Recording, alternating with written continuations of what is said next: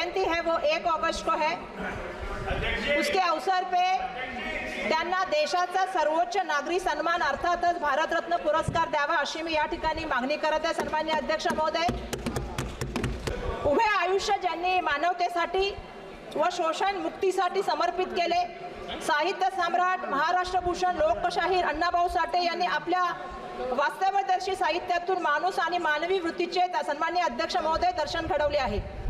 शाहू फुले आंबेडकरांच्या विचारांनी प्रभावित अण्णाभाऊ साठेंनी आपल्या लेखणीतून दीनदुबळ्यांची, उपेक्षितांची, कष्टकऱ्यांची, पीडितांची हाल अपेक्षा, वेदनाची जाण समाजाला करून दिलेली आहे। सामाजिक न्यायाचे, बंधुत्वाचे आणि समतेचे विचार समाजात रुजवत अण्णाभाऊंचे लेखन हे सामाजिक परिवर्तनाचे माध्यम आहे। आज जेवढी प्रभावशाली आणि उपयुक्त त्यांचं साहित्य आहे